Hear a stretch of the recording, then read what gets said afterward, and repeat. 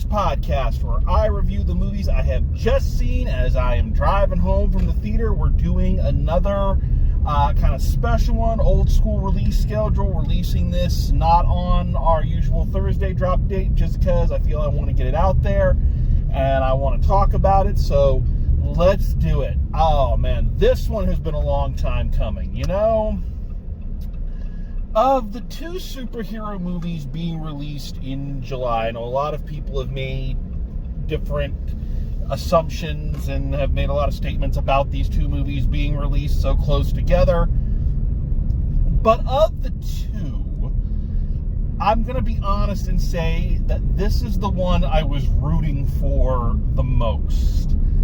And not because of any, Marvel bias. I was thrilled that Superman was as good as it was. But more because the Fantastic Four have not had an easy time of it in other media.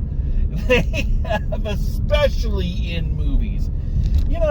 At least Superman, yes, he has not had a good movie, until this point for, 40 some years, but he had other successes. Superman the animated series, Smallville has its fans and its good points, Supergirl, that Superman and Lois show. So Superman has had success other places, and even if you forget about those, he still had those two, not just good movies, but like standard bearer movies.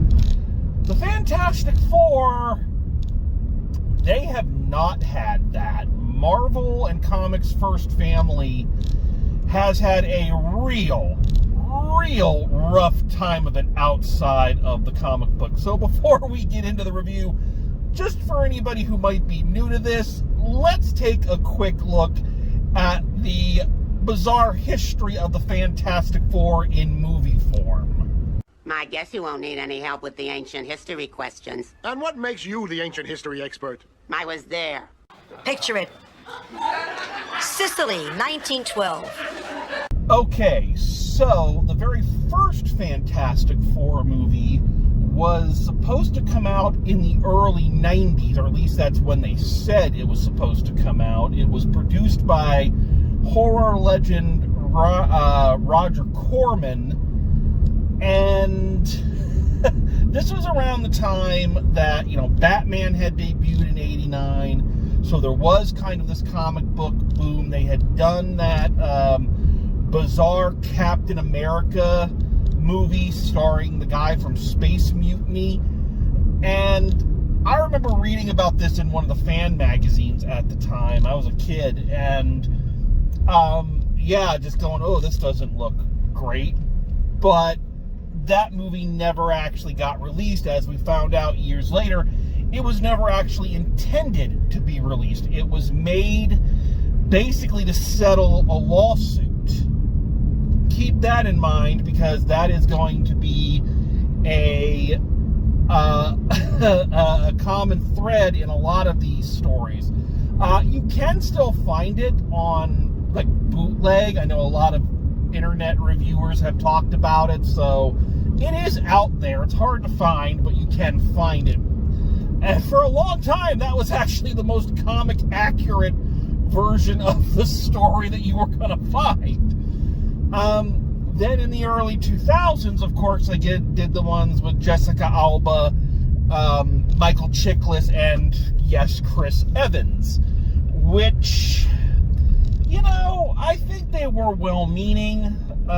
They were trying, once again, they were trying to capitalize on the sudden superhero boom, mainly left by X-Men and most especially Sam Raimi's Spider-Man. They were well-intentioned, but I don't think anyone who's seen them will tell you they were classic cinema. They didn't live up to what we have now. And they'd go from being ridiculous to being, having one or two good moments and mostly being regrettable, you know. So, yeah. And then, of course, you had Fan Four Stick, which, once again, this was prior to Disney buying Fox, when Fox still had the rights to the X-Men and the Fantastic Four, and they made that movie not because they really wanted to, but it was a way of keeping the rights from reverting back to Marvel. So you see that was what really motivated like half of the output for the Fantastic Four. And of course they had their cartoons. I remember there was one from that Hanna-Barbera did in the 70s that I remember watching as a kid. There was another one which I've never seen. One of the characters in this movie, who I think is going to gain a lot of fans, is Herbie the robot.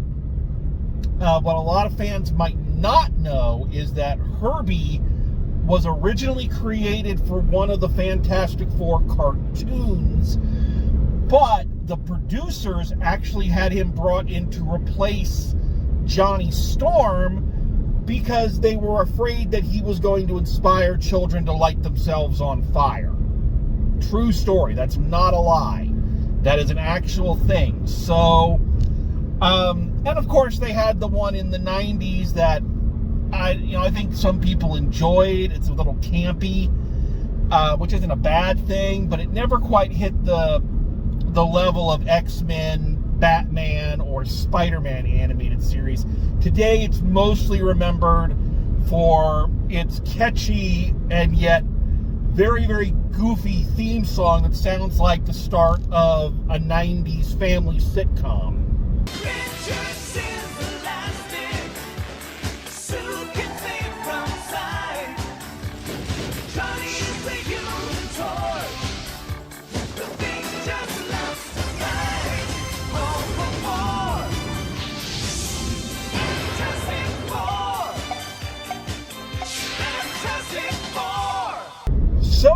So the Fantastic Four have been through it, and they have had to deal with a lot of misfires, a lot of mishandling, and just some bad choices. And also, like I said, also just being used as a bargaining chip.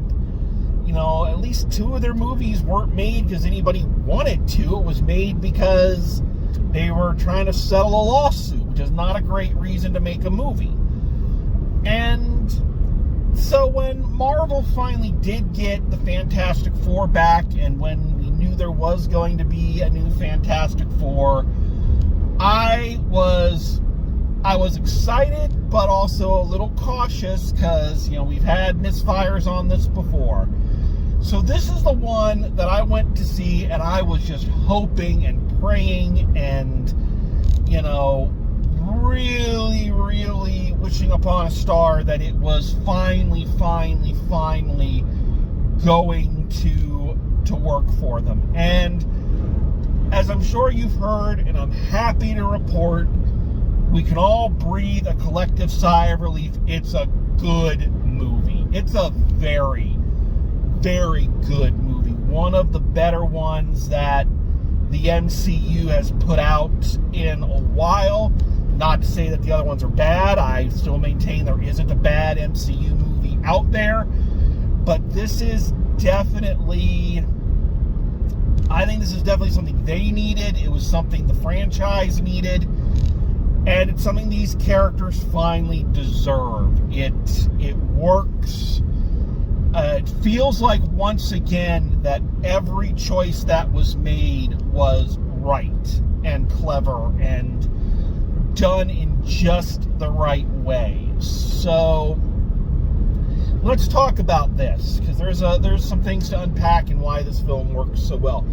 I think you're going to find that a lot of the things I have to say about this movie are going to sound very similar to what I said about Superman, because by chance or design, a lot of the same choices that went into Superman that made it successful also worked here, but also some of the things that work against it. But the first thing we all know is that this takes place on a different Earth than the Prime 616 that the rest of the MCU has been occupying, going in with their multiverse storyline that they've been working on for a while. Cute thing. I really liked this. I knew it going in, but I liked how they kind of worked it in. I think their universe is 628, and that is the birthday of Jack Kirby, who co-created the Fantastic Four, of course, with the great Stan Lee. So I thought that was a nice touch. So this Earth, it seems like the Fantastic Four are the resident superheroes.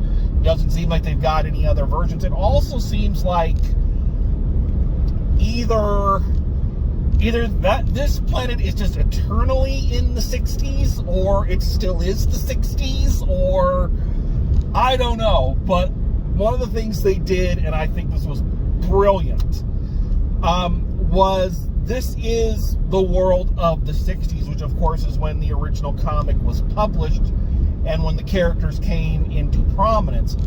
So they've kind of split the difference. Instead of going back in time, kind of like they did with Captain Marvel and saying, oh, the Fantastic Four were always a thing, they take it and put it in the time period that it came from, but also found a way to make it modern by not specifying what year it was or how this Earth has operated. You can kind of bypass all that and say, yeah, this is a place where the 60s just kind of are, but it's a more technologically advanced 60s.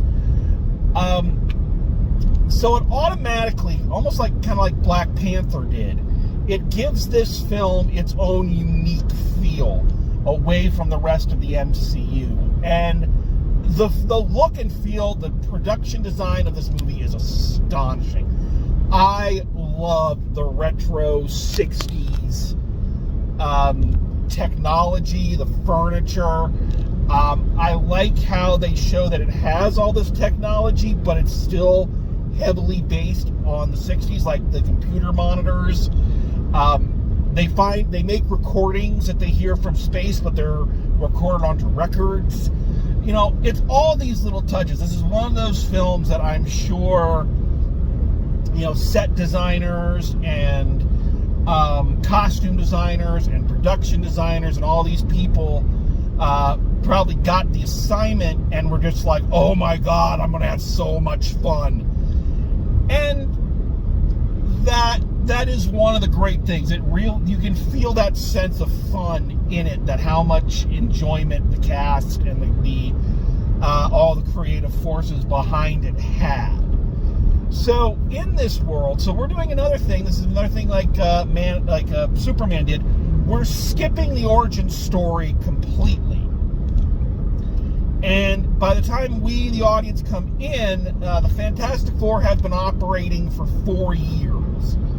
We get the backstory, we get, you know, information on, you know, how it happened, but we're not concerned like we were with past films about, you know, how they got their powers, how they dealt with their powers, you know, how that changed their lives. Like, no, they've got them, they've used them, they're used to them, people know who they are, everything, you know, let's just pick it up. So a lot of the stuff that we spent time with in previous films, we're not worried about. For instance, in this one, Sue and Reed are already married. So we're not worried about the romance like we were in the 2000s one. We also, one of the ones that I think maybe fans' mileage on this may vary, but the Thing, Ben Grimm, is not really upset about being what he is. He's kind of come to peace with it. I don't know, I missed that a little bit, and I like that they put that in there, because that was a big part of his character in the early goings, but in the modern comics, from the ones I've read, yeah, because he's been the Thing for so long, he is more at peace with it, and he's made a life, and he's fine with who he is, and I think that we were able to kind of get past some of that into the bigger story. So, I don't know, I'm kind of 50-50 on that. I might have liked to have seen a little bit. They do have hints of it in there, but the Fantastic Four are enjoying kind of who they are and what they bring to the world. Let me take a moment here. I think this is as good a time as any. Let's talk about the cast, because one of the things the MCU has always been really, really stellar at, in my opinion, and I know other people will bitch and moan and say no, but the MCU is just brilliant at casting.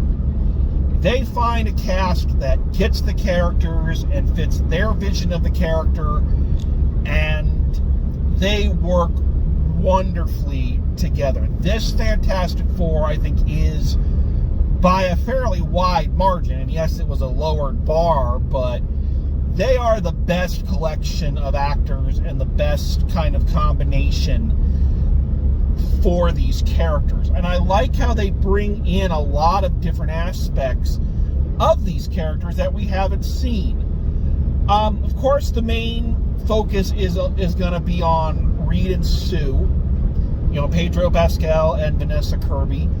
They have phenomenal chemistry. They look and feel like a married couple. And I like that Reed, they've had trouble getting a handle on Reed in past movies, and he's a hard character to really nail down. But I like the way Pedro Pascal plays him, that he is one of the things with Reed in the comics and in other media is that he's someone who lets his intellect kind of blind him. He lets facts and figures and problem solving overtake the immediacy of his relationships. That is a flaw in his character that sometimes leads him to do some pretty questionable things. Like, Reed is one of those characters, and they've done evil Reed Richards before, but he is one of those characters that you look at some of the things he's done in the comics, you're like, this guy's a villain, really. And I like that they show that this Reed is walking that line. He's never a bad guy. He doesn't do anything evil in this, but he is a person that his major character flaw is that he's always thinking, and the statistics of things tend to outweigh the emotion of them with him sometimes, and it's a battle within him that he recognizes this, and he's trying to be better, but it's a hard thing for him to stop. It's hard for any of us to stop our nature or something that we've kind of trained ourselves to do, but we know that sometimes we have to, and I think that he does a really nice job. I liked this Reed a lot. Interesting, they don't actually have him using his powers that often. Like, you almost forget that he has superpowers outside of his intellect. Which I guess is a good thing, because the stretchiness of all the superpowers, the stretchiness is one that is, I think, kind of hard to make look good in live action. So I think they kind of were like, okay, we'll use it, but we're going to limit it. So I think that was a smart choice. Vanessa Kirby as Sue Storm. Again, I think this is the one that gets Sue Storm. More than any of the others, I think the main thing is that it really gets that Sue is the mother. She's not a young hotsy-totsy, like they tried to make her in previous films. Not to say that, a mother can't be attractive, but to say that she's older, she's more experienced, she's knowledgeable. You know, she doesn't carry as many of the dark elements that a lot of other, you know, heroes do. And of course, she becomes a mother in this film. But even before that, you can see that she is the heart. She is kind of the moral compass. She's the emotional support for the characters. I think this is the best Sue Storm I've ever seen, and I just think she does an amazing job. Also, I think this is by far the best Johnny Storm has ever been. Joseph Quinn is really, really good. I was uncertain about him because I've had the least experience with him as a viewer. So I was like, okay, you know, whatever. But Johnny Storm is always that character that, again, is a little difficult. Nothing but respect for Chris Evans for, you know, what he did as Captain America and, you know, just as an actor, period. I think he's very good. But his Johnny Storm was just an obnoxious douche nozzle. You know, I didn't like him. You know, just your kind of basic horn dog. And I know that is an aspect of Johnny in the comics. But I like this one gives him more depth. It makes him the younger brother of the team that he wants to contribute. He has something more to contribute, and he kind of has to fight to assert himself and to grow up and to be the contributing member of the family that he is. You know, there's one of the big plot points in this is him figuring out something that Reed couldn't or didn't have time for, didn't think about, that Johnny was able to do it with his intellect and his understanding of human nature. And really, the day is won because of Johnny. And I liked that. I liked that they didn't make this character just obnoxious. But yeah, so good job there. And of course, you know, Evan Mass-Brackridge as the Thing, as Ben Grimm. Outstanding. Fantastic. Loved it. Loved everything about his performance. I like that his design is the closest they've ever gotten to the comics. I appreciate that they tried to do a practical suit in the 2000 one with Michael Chiklis, but it just didn't work. You know, it just didn't look good. The motion capture, and they did have some practical suits for some shots. All that worked, but I think what worked the most is I like that there's a softness to this Ben. I will say when I saw the trailer that my mind kind of immediately was like, I don't know, mainly because his voice was so soft. And I'm used to the Thing kind of having this deeper, more gravelly voice. But in execution, I enjoy it because, again, it's the perfect embodiment of the core of the character, that he's rock hard on the outside, but he's a teddy bear on the inside. And I love just the softness of his voice, the way he loves kids. You know, it's just a really good take on him. And again, I think that's skipping forward a little bit past all of the harder, you know, getting used to his powers kind of thing. I think that was a smart move. So I've kind of danced around it a little bit. But I do want to talk about what I think is the thing that makes this movie work the best and makes it unique from other comic book movies, other MCU movies, and what really, really drives it home as, you know, the far superior Fantastic Four movie. The core of this one is family. That is one of the arching themes. That is the basis of these characters and their dynamic, you know? And that's not something we've seen a lot in in comic book movies or, like, say, Marvel movies. We get hints of it. You could say the Black Panther films kind of have that element, since his family are such important characters. But in both, when it's T'Challa and when it's Xabi, they are the thrust, and their families are the supporting characters. That's how that works. Thor, family is a big thing in his movies, but again, it's the trauma with the families, the backstabbing brother, the evil mother, the hard-to-please father, all aiding in Thor's story. It is all his. The other team movies, like the Avengers, that's a group of people who have come together for a common goal. And they have relationships and they have bickering, but it's more a professional friendship kind of dynamic we have not seen, outside of something like The Incredibles, which, let's face it, borrowed very heavily from the Fantastic Four. A family and that core dynamic, and that is what each of these characters fits so perfectly. Sue is the mom, Reed is the dad, Ben is the uncle, or the older brother, if you want to think of him that way, and Johnny is the younger brother.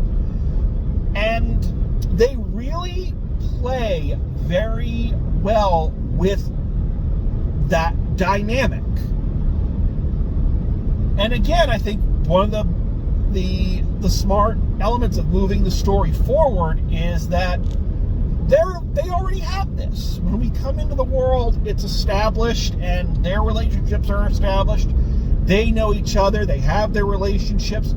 And you do kind of feel like you're just kind of walking into this family's house and seeing them interact naturally. These characters and these actors work incredibly well together and really do feel like a unit, a family unit that has history and squabbles and inside jokes and things like that. It's very well done, and I think that's what really gives it a heart, and that's what pushes it forward. So yeah, I enjoyed all that. And of course, we get something we've never had. We get a massive monster as our main villain, Galactus, and his herald, the Silver Surfer, this time played by Julia Garner, who I last saw in the very first movie I reviewed this year, The Wolfman. I didn't realize that. I know a lot of people were complaining about that. Oh, female Silver Surfer. It was fine. Like, it worked. It's one of those things that, people just complain to hear themselves complain or to get clicks. But when you see it and you see how it works within the film, it works fine. It makes sense in the narrative. Or even not. It's just, like, the character didn't have to be a man, it didn't have to be a woman, it just had to be a person, and it worked. So, yeah, don't worry about it. I love the scenes with Galactus. I do wish we'd gotten a little bit more of Galactus. Galactus is definitely our ticking clock. He is our, looming disaster. Our big bad coming in. We don't really get a lot of him, and I would have liked just a little bit more, because he was such a well-designed character. He looks good in motion. He's a genuine threat. The final battle, as opposed to, like we're used to with the Avengers, all of these heroes fighting a legion of, punchable sidekicks. This time it's all of them fighting one gigantic threat. And I like how they do it. I think it's inventive. I like how they show not just how each of them uses their powers, but how they use their powers to complement one another's. It's another film where it just feels like they said, what's the best choice we can make? What's the most interesting choice we can make? And they committed to it fully.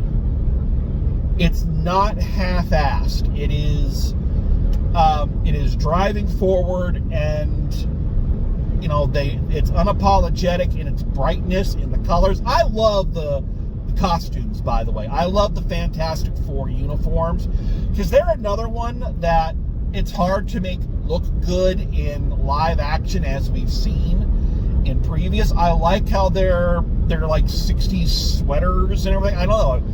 I just think it's a good look. It works, So yeah, I just think everything about it works great. Is it perfect? Not perfect, but again, I'm repeating myself slightly because I feel the same issue I had with Superman is kind of the same issue I have here, in that the jumping forward is great and works for this story, but I do feel like there's other stories from this group that I wanted to see. I liked them so much. I wanted to see their origin. I wanted to see how they came together. I wanted to see how they overcame some of these issues and these other villains that they, from the classics that they took out. I wanted to see that happen. And maybe, like, who knows? I don't know what their plans for sequels are after, Doomsday, and I know they're talking about resetting the timeline after Secret War, which I'm not a fan of, but whatever.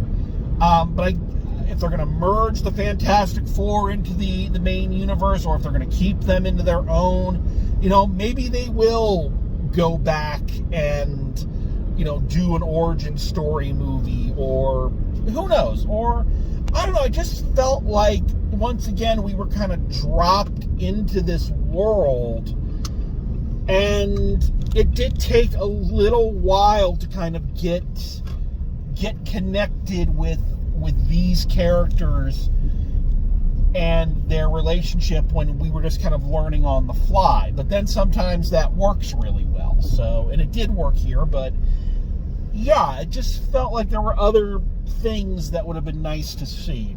But that's all, neither here nor there, really. Bottom line is the movie is good.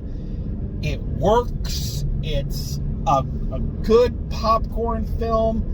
It looks fantastic. The actors are all clicking. The Fantastic Four finally have a good movie, and Lord, they've earned it. So I don't know really what else to say. So let's stop rambling and get to the money here. So final grade for the Fantastic Four: First Steps. I'm giving it an A. Giving it a solid A. I'm so happy that this movie came out well. I'm so happy Superman came out well. I'm really, really just overjoyed that, I don't know, and both of them, without going dark and gritty, and, they feel like proper comic book movies for classic comic book heroes, and that just feels wonderful. It feels good to have hope. You know what I mean? Which is in short supply these days. So it feels good that we can still have that. So yeah, definitely check this one out. Okay, so that's my review. So thank you very much for listening. Thanks for coming along. Hope you enjoyed it. And as always, drive safe, and I will see you at the movies.